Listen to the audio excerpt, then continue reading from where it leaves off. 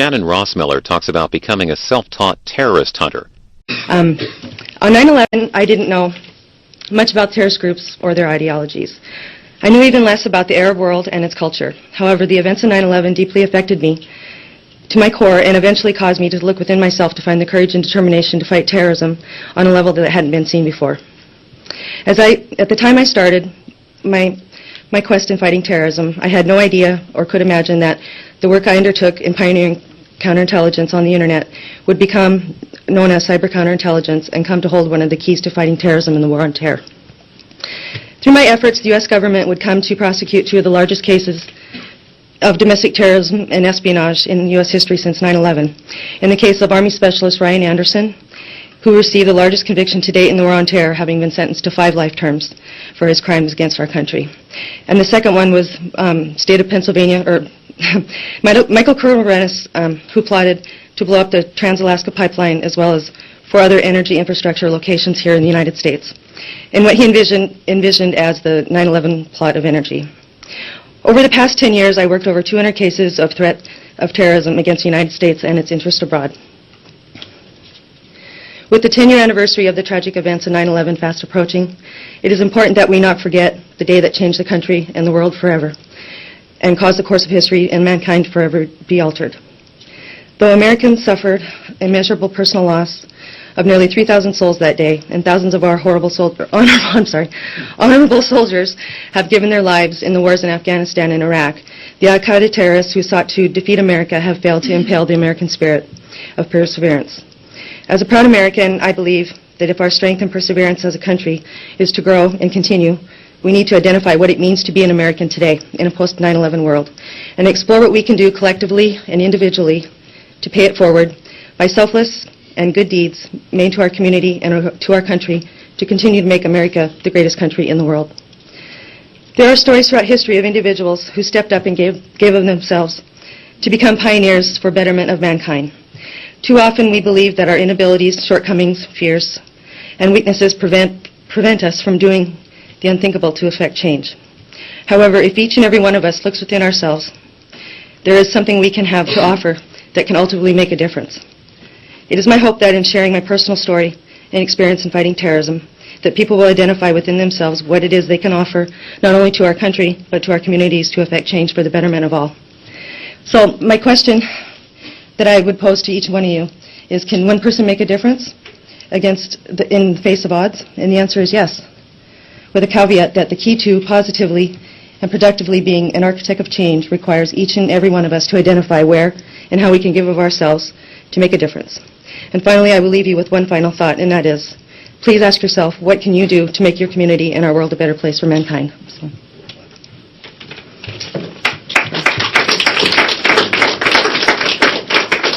I'll help you start off the story. A little nervous. Did I understand in the audience and the outside that you were essentially recovering from surgery?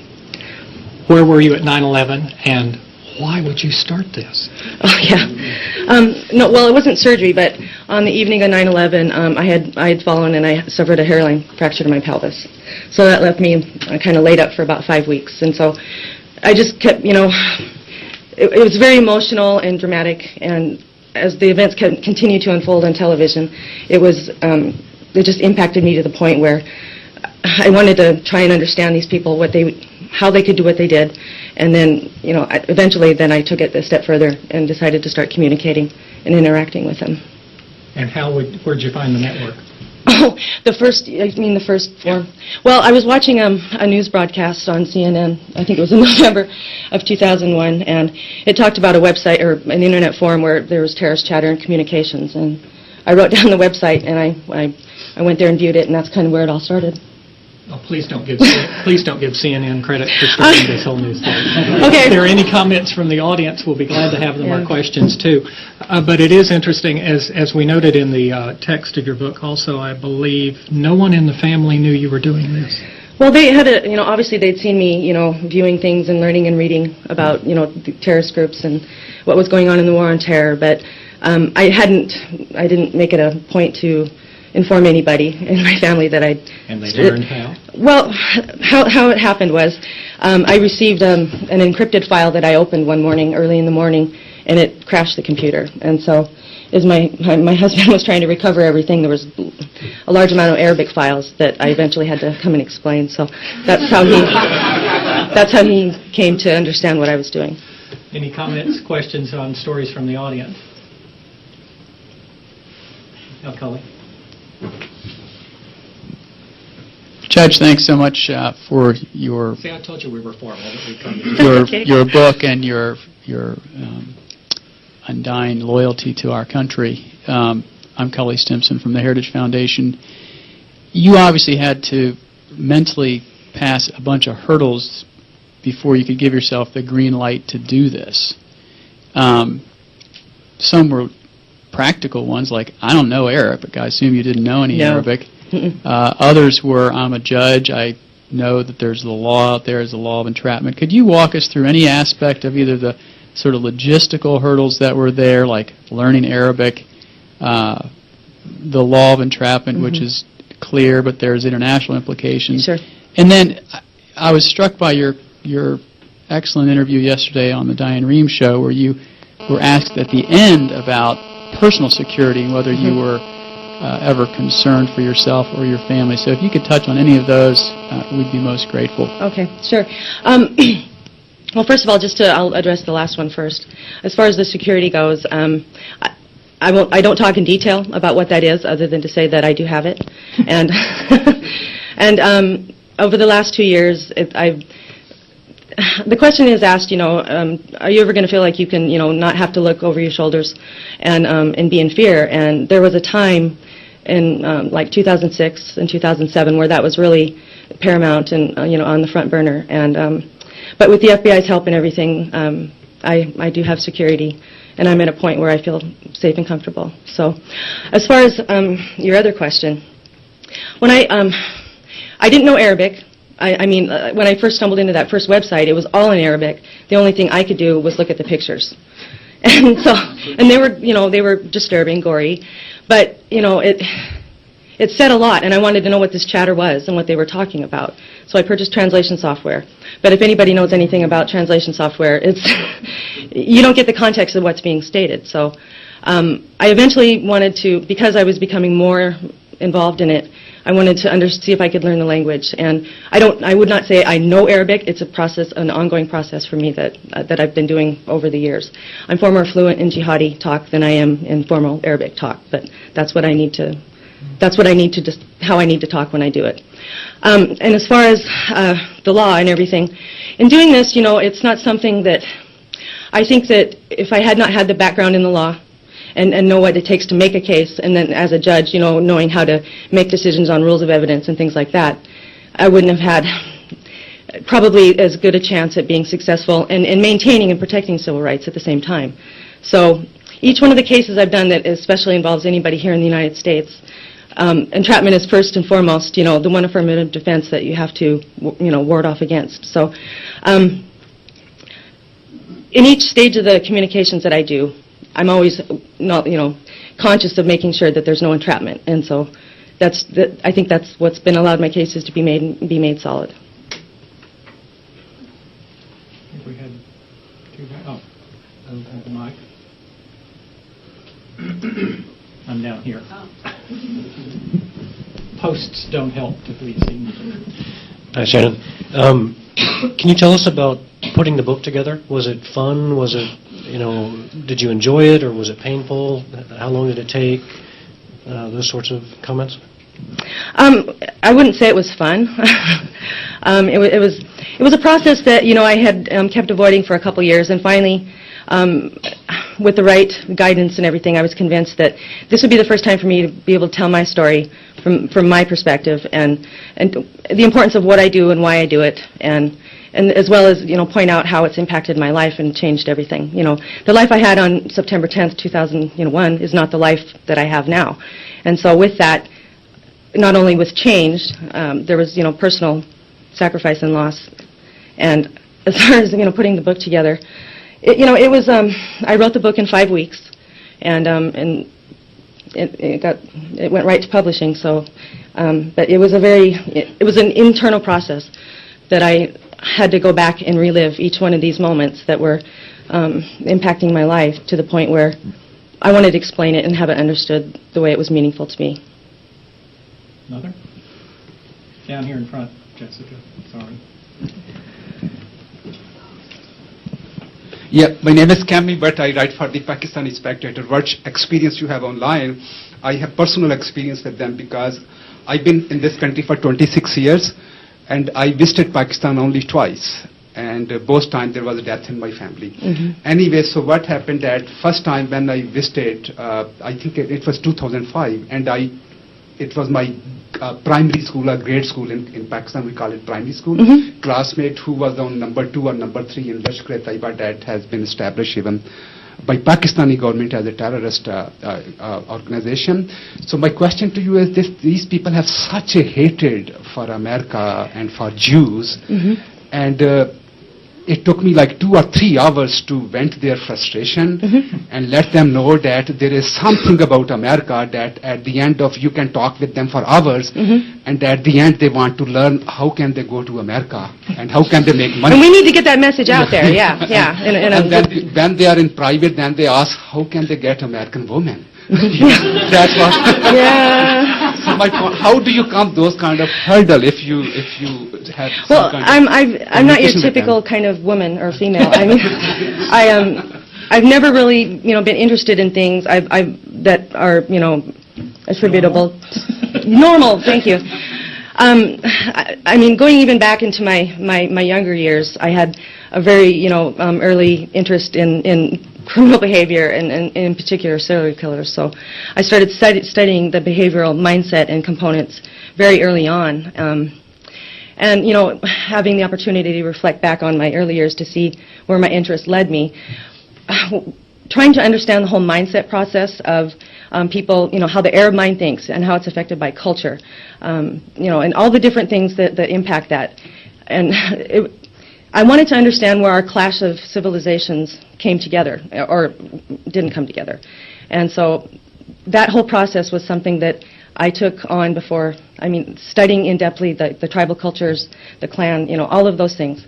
And eventually, through trial and error of the different identities that I've created and used, I was able to figure out how to say things, what works, what gets them going, and, so it was trial and error in figuring it out. But understanding that mindset has been key to almost all of it. What part of that communication, how many could you follow through on? How many weren't successful? It's almost as if you had a perfect batting average. Oh, no. There was plenty of times, where, I'd create an identity and then ultimately mess up and, so I'd discard it and just create another one. So the whole process is kind of hard to explain, but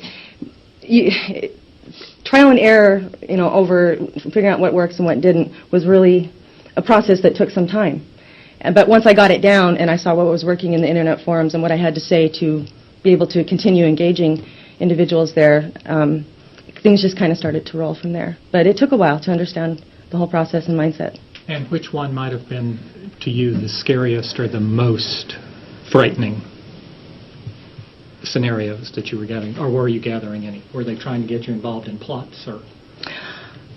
Usually what I would try to do is not in a situation like that, because that you don't want to give them enough to make them go out and act on it. So what I would try and do is I always caution everyone to communicate only with me, and then I kind of take control of it, and then weed out and extract what I can from them, and then that process takes some time.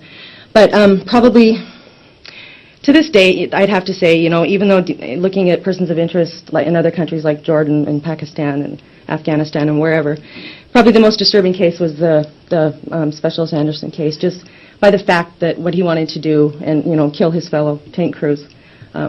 It still, it bothers me to this day. It was very chilling for that. Other audience? Comment, question? We have one back here.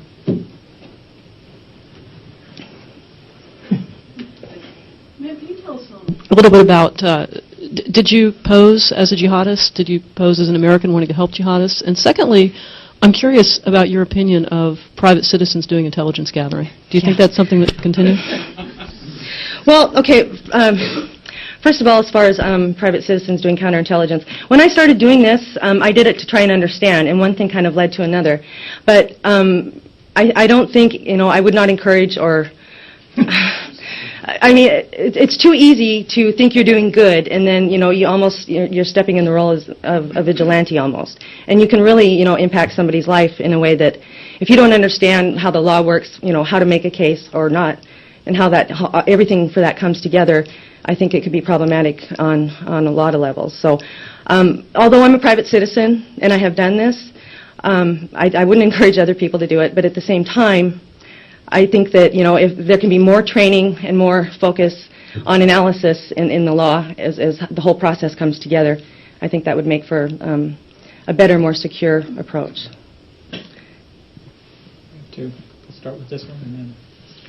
Yeah, maybe you can't talk about this, but I'm interested in how you were able to figure out who these people actually were behind their online identities, because I'm assuming that they used some sort of techniques. No.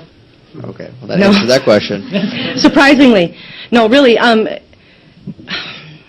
that's one of the things that did surprise me is, you can go grab an IP address, attributable to who's ever logged into here, and, you can trace it back, and, then there's also the process of, people don't realize how many tracks they leave on the internet, and how, those dots connect and put together, when I put together a profile of a person that I'm looking at, it's kind of different from, a personal profile like one-on-one, because everybody acts different and they do things different on the internet. So that whole change and how that differs from as it would in a, that's the difference of what the internet has put together for us. But I've always been surprised that there is, not a better attempt to conceal or proxy, IP addresses. Sure, some do, but I mean, the ones that don't, that's just better for me.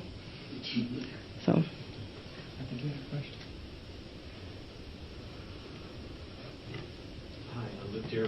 For limited government, and as an Iraqi veteran, I want to say thank you for what you did, and who knows how many of my fellow soldiers you would have saved.